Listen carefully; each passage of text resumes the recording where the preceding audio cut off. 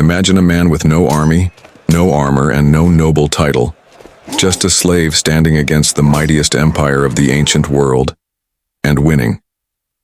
This is the story of Spartacus, the gladiator who refused to die for Roman entertainment, and instead chose to challenge the very power of Rome.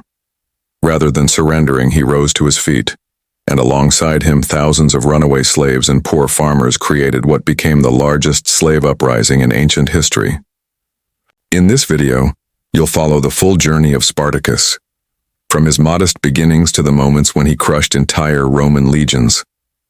Spartacus was born in Thrace, a land north of Macedonia, covering parts of what today are Bulgaria, Greece, and Turkey. His name Spartacus was most likely not his birth name. At that time, it was common for enslaved people to be renamed after their place of origin. Just as Greeks were often called Gracchus and Syrians were named Syrianus, Spartacus carried a name that tied him to his homeland. But Spartacus was far from an ordinary slave.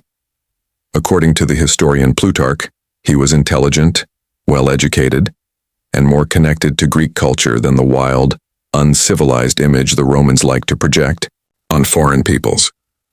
Some historical accounts suggest that he once served as an auxiliary soldier in the Roman army, a position usually reserved for non-Romans who supported Roman campaigns. Yet, something went wrong. Did he desert? Was he betrayed? We cannot know, for sure. What is certain is that he was captured, put on trial, and eventually sold into slavery. From that moment on, Spartacus became trapped in the brutal machinery of the Roman system. But this man, hardened by military training and a life of struggle, was not someone who would break easily. After his capture, he was sent to one of the harshest institutions in Rome, a gladiator school in Capua, managed by a man named Lentulus Batiatus.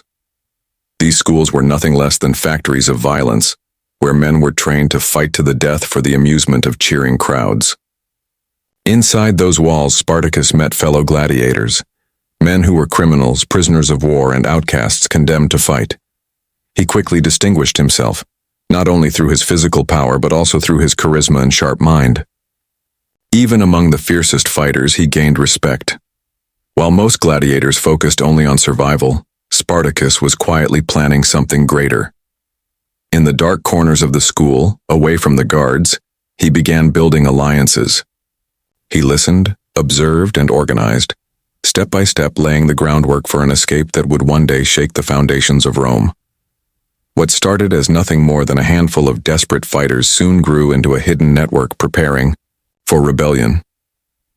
The decisive moment arrived in 73 BC. With no proper swords or spears, Spartacus and around 70 gladiators launched a daring escape plan. Using kitchen tools, knives, and sheer determination, they overpowered their guards, broke into the storerooms of the school, and seized armor and weapons. The attempt was risky, even reckless, but it succeeded. They broke free and fled along the roads of Campania, attracting other runaway slaves who eagerly joined them. Not long after, the group chose 3 leaders to guide their cause: Spartacus, Crixus, and Oenomaus. Together they combined strength and leadership, but Spartacus quickly became the central figure, the mind and heart of the uprising. Their first clashes came against small, hastily assembled Roman forces sent by local officials. But the gladiators, hardened by brutal training and sheer power, crushed them with ease. What began as a prison break had now become open warfare. Rome still did not realize it, but the Republic was about to face the greatest slave revolt in its history.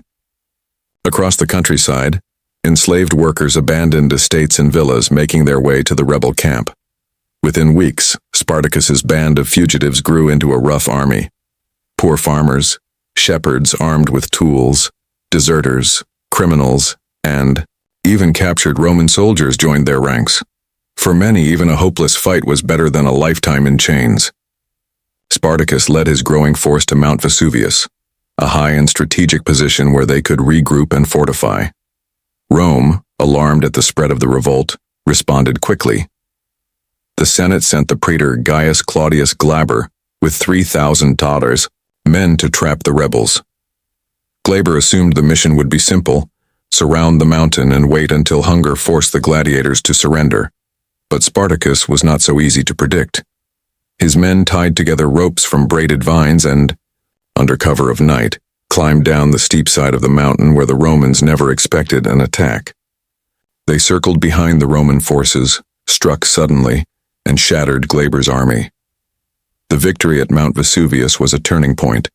Spartacus and his men were no longer just survivors. They had captured Roman weapons, gained confidence, and most importantly, found inspiration. The rebellion was only just beginning. The uprising was no longer just a small regional disturbance. Spartacus began moving through the cities of southern Italy, liberating slaves, defeating Roman detachments, and seizing weapons from armories. But what truly changed everything was the way he reorganized his forces. The rebels were no longer a scattered mob. Spartacus introduced structure. He set up formations, created chains of command, and trained new recruits.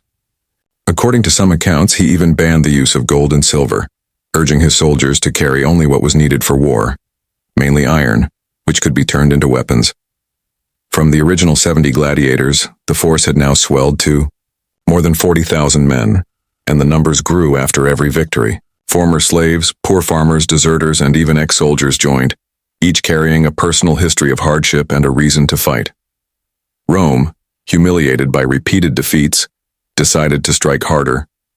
The Senate dispatched the praetor Gaius Claudius, Verinius supported by 2 auxiliary commanders, with strict orders to end the rebellion once and for all.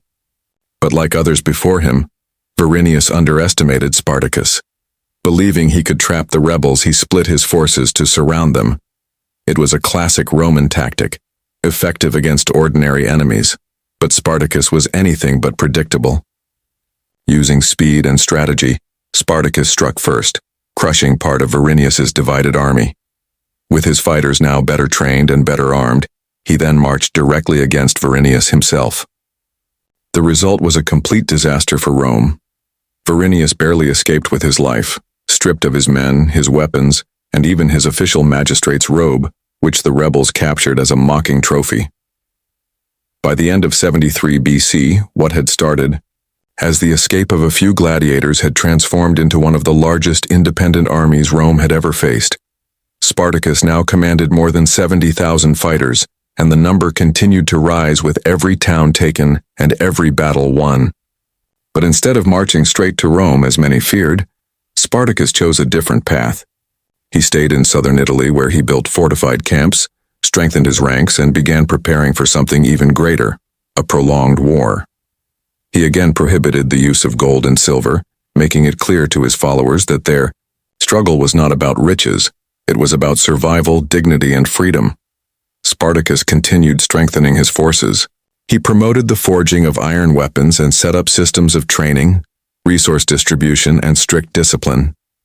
By this point, the movement was more than just an army. It had become an armed social revolution. But with rapid growth came new challenges, and divisions began to surface within the ranks. Spartacus was not the only influential leader. His closest ally from the gladiator school, Crixus, also held strong authority among the rebels. Yet the two men had very different visions for the future. Spartacus wanted to cross the Alps. His goal was to escape Italy, scatter the Roman legions, and allow his followers to return safely to their homelands. For him, the struggle was about survival and freedom. Crixus, however, saw things differently. Consumed by anger and revenge, he pushed for continuing the fight inside Italy. He wanted to strike Rome itself, raiding cities, punishing the oppressors, and challenging the heart of the Republic. Their disagreement could not be resolved. In the end, Crixus broke away, taking about 30,000 men, nearly half of the entire rebel army. The decision was disastrous.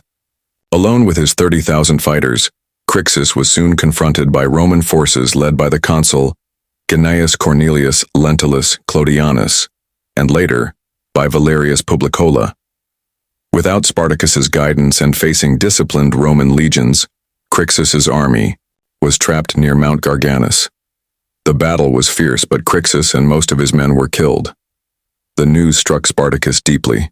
He had lost a brother in arms, and worse, The movement had lost one of its most visible leaders to the enemy.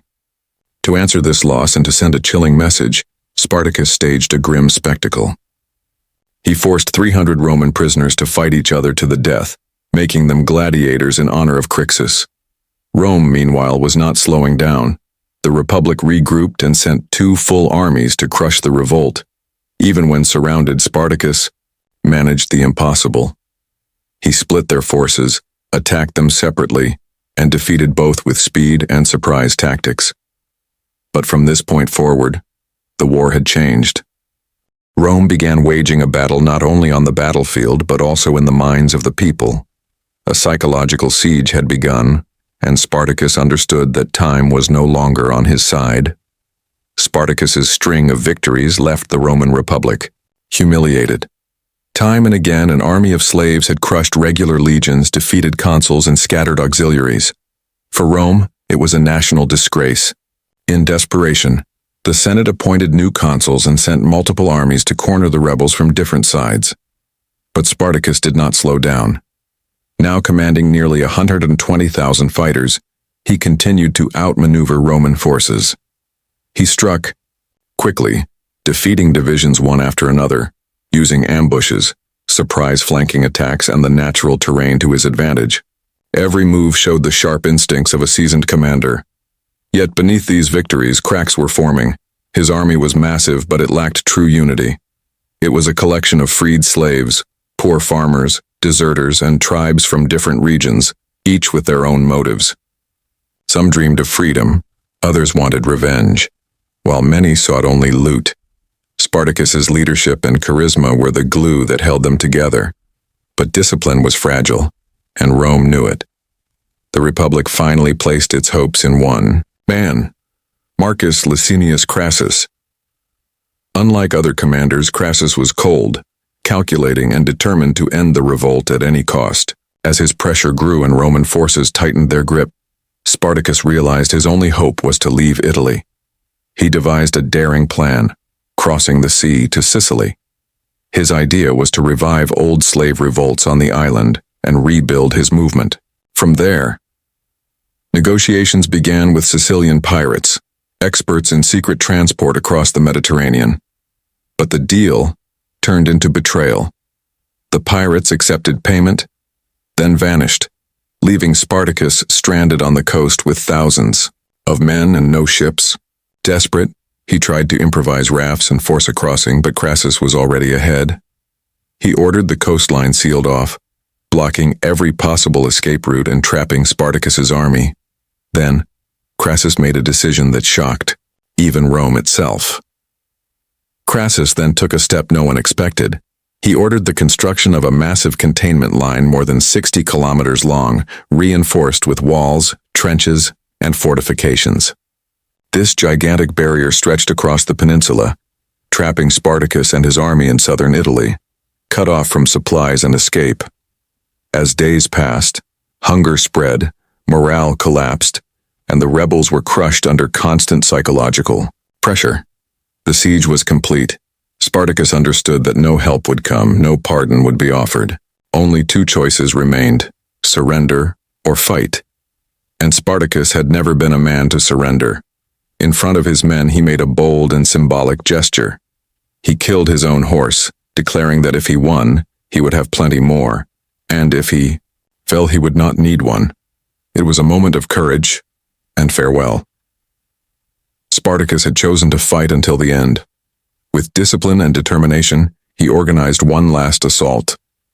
His men smashed through a section of Crassus's defensive wall, opening a path for a desperate offensive. They pushed forward to the banks of the Silarus River, where the Roman legions awaited. On that day, Spartacus fought with unmatched fury. He cut down 2 centurions, advanced with his shield raised, and tried to break through to Crassus himself, who commanded from the rear. It was as if Spartacus wanted to strike directly at the heart of Rome, but he never reached him. Wounded in battle, he continued to fight on his knees, refusing to lay down his sword until his final breath. His body was never recovered, but his legend survived. After the battle, the remaining rebels met a grim fate. Nearly 6,000 prisoners were crucified along the Via Appia, the road linking Capua to Rome. Ordered by Crassus, the execution served as a brutal warning to anyone who dared defy the Republic. When the war was over, Pompey returned from Hispania and claimed the final credit in the Senate, though he had arrived too late to crush the revolt. Crassus, despite his success, was remembered more for his cruelty than for his victory, and so ended the story of Spartacus defeated in body, but immortal in memory.